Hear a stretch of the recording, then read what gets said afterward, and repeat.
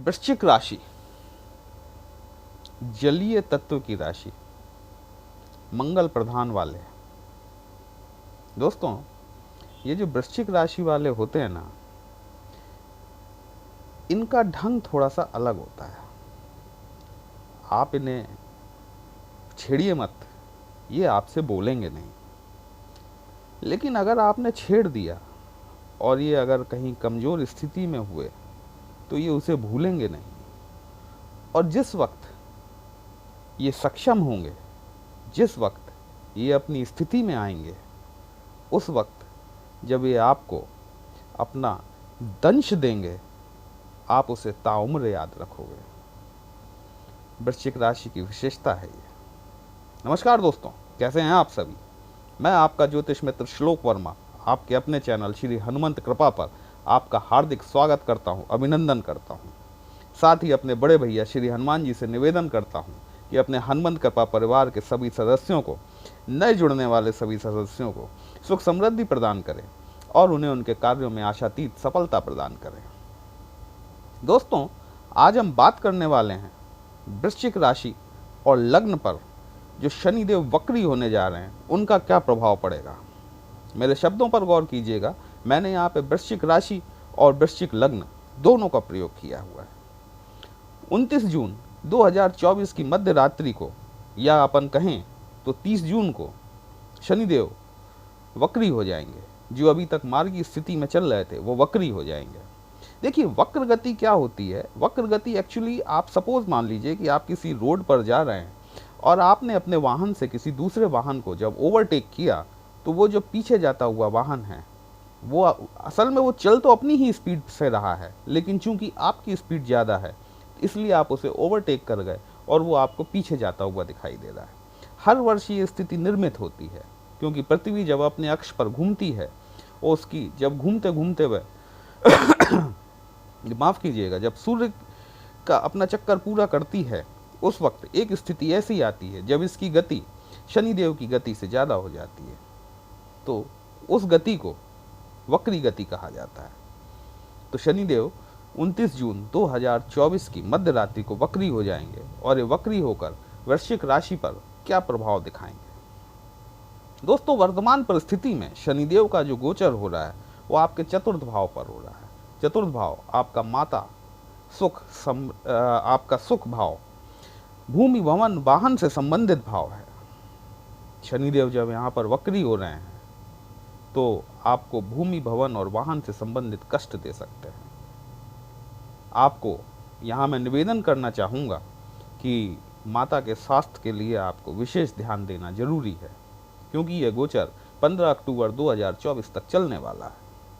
दोस्तों, अगर एक मोटी मोटी बात देखी जाए कि शनिदेव किसे अच्छा फल देंगे, किसी बुरा फल देंगे। देखिए, शनिदेव जो हैं वो कर्म के देवता हैं, न्याय के देवता हैं, तो फल तो वो निश्चित तौर पर देंगे। ऐसे उम्मीद नहीं की जा सकती कि हमारे कर्म कुछ और हो और फल कुछ और मिले हमें। यह तो कहीं से कहीं तक साबित नहीं होता।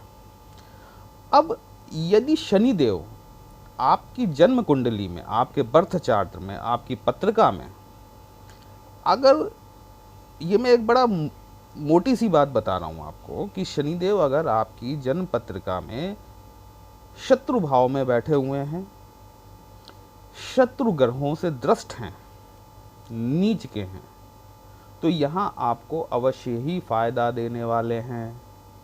दूसरी बात, अगर शनिदेव आपकी पत्रिका में उच्च गए हैं, अगर शुभ ग्रहों से दृष्ट हैं, शुभ भाव में बैठे हैं, तो आपको निश्चित तौर पर नुकसान देने वाले हैं। कहने का अर्थ समझ रहे हैं आप कि शनिदेव जो हैं पापक ग्रह हैं। ऐसा पापक ग्रह जो आपकी तरफ चला आ रहा था, आपको अपने अशुभ परिणाम दे रहा था, लेकिन अब वह ग्रह वक्री हो रहा है। वक्री हो रहा है मतलब आपसे दूर जा रहा है, तो उसके जो परिणाम हैं, अगर वह शत्रु ग्रह है, शत्रु नक्षत्र में बैठा हुआ है, शत्रु भाव में बैठा हुआ है, वो चीज़ आपसे दूर जा रही है, तो कहीं ना कहीं वो आपको फायदा पहुंचाने का कार्य अवश्य ही करेगी। अब बात करते हैं हम चतुर्थ स्थान की। तो चतुर्थ स्थान जैसा मैंने बताया आपके सुख का कारक है, आपकी माता का, आपके भूमि भवन वाहन से संबंधित कारकत्व है।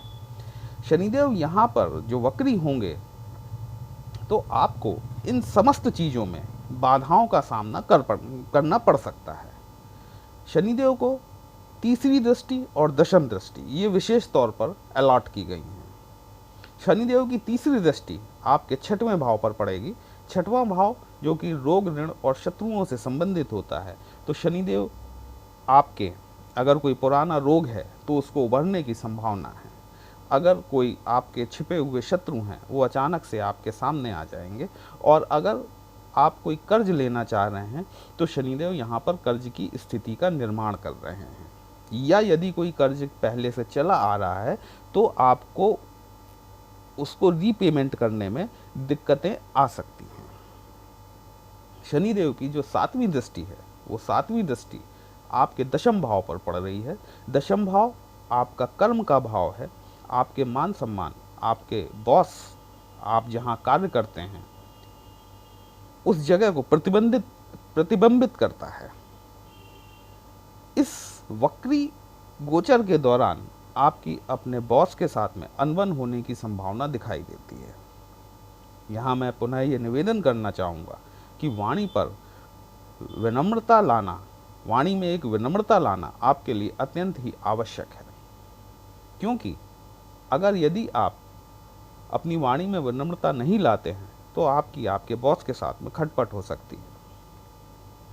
इस दौरान कभी कभी ऐसा वक्त भी आ सकता है जब आप ये सोच सकते हैं कि मैं अपने पुरानी जॉब या पुराने व्यवसाय को त्याग कर नया जॉब या नया व्यवसाय स्टार्ट करूं। मेरा पुनः निवेदन है कि आप 15 अक्टूबर तक इन चीज़ों को होल्ड करें। कोई भी अगर आप नया भूमि भवन या वाहन खरीदने जा रहे हैं उसे भी होल्ड करें। अगर आप जॉब चेंज करने के बारे में सोच रहे हैं तो उसे भी होल्ड करें, क्योंकि 15 नवंबर तक ये आपके लिए शुभ नहीं होने वाला है। अब हम बात करते हैं शनि की दशम दृष्टि। शनि की दशम दृष्टि आपके लग्न भाव पर पड़ रही है। लग्न भाव हमारी आत्मा का कारक होता है, हमारी आत्मा होता है। और शनिदेव की जैसी प्रवृत्ति है, जैसी उनकी प्रकृति है, ये आपको आलस्य में डुबो देंगे। लेकिन शनि कर्म के भी देवता हैं। आपको आलस्य में तो डुबोएंगे, आपको सावधानी बरतनी है कि आपको अपने कार्य नियत समय पर पूरे करने हैं। यदि आप ये इस चीज़ को अपनी हैबिट बना लेते हैं नियत समय पर कार्य को पूरा करने की, तो यही शनिदेव आपको पॉजिटिव रिजल्ट्स देने लग जाएंगे। अब हम बात करते हैं वृश्चिक लग्न की। देखिए, लग्न और राशि दोनों में अंतर होता है। लग्न में शनिदेव जो आपके चतुर्थ भाव के हैं, वर्तमान स्थिति में आपके चतुर्थ भाव में गोचर कर रहे हैं। ये बृहस्पति के नक्षत्र में गोचर कर रहे हैं। बृहस्पति देव का नक्षत्र, चूंकि बृहस्पति देव आपके धनेश भी हैं और पंचमेश भी हैं, मतलब आपके सेकंड हाउस और फिफ्थ हाउस के स्वामी भी हैं। तो शनि देव जब बृहस्पति देव के नक्षत्र में गोचर कर रहे हैं तो निश्चित तौर पर आपको शुभ फलदायक परिणाम मिलेंगे। यदि आप कहीं से धन आगमन की प्रतीक्षा में हैं तो इस गोचर में, इस वक्री काल में आपको धन की प्राप्ति सुगमता से होगी। आपकी वाणी में मधुरता बढ़ेगी। साथ ही आपको कुटुंब का सुख भी निश्चित तौर पर मिलने वाला है। यहीं चूंकि पंचमेश हैं बृहस्पति आपके, तो आप देखिए पंचम भाव जो होता है वो आपकी संतान का होता है, आपकी शिक्षा का होता है, लव रिलेशंस का होता है, स्टॉक शेयर मार्केट से संबंधित होता है।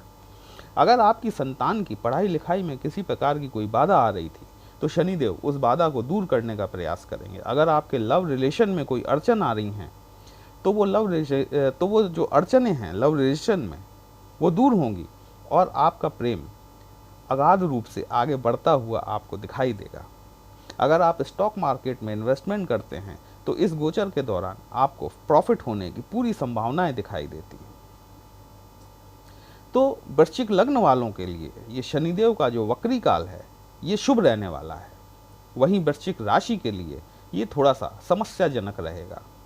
दोस्तों, ये 137 दिन का गोचर है, धैर्य की आवश्यकता है। थोड़ा सा धैर्य रखें, ये निकल जाएगा। क्योंकि गुरुदेव बृहस्पति आपकी पत्रिका में सप्तम भाव में बैठे हुए हैं और सप्तम भाव में बैठकर आपके लाभ भाव को देख रहे हैं, आपकी लग्न को देख रहे हैं और आपके पराक्रम भाव को देख रहे हैं। गुरु के शुभ फल अब आपको मिलना शुरू हो रहे हैं। तो चूंकि गुरु अब बली भी हो गए हैं, 10 डिग्री से ऊपर के हो गए हैं, अपनी युवावस्था में प्रवेश कर चुके हैं और आपको मई 2025 तक यहाँ पर शुभ परिणाम देने के लिए विवश हैं। दोस्तों, अगर आपने अभी तक अपने इस चैनल को सब्सक्राइब नहीं किया है तो हमारा आपसे करबद्ध निवेदन है कि आप अपने इस चैनल को सब्सक्राइब जरूर करें।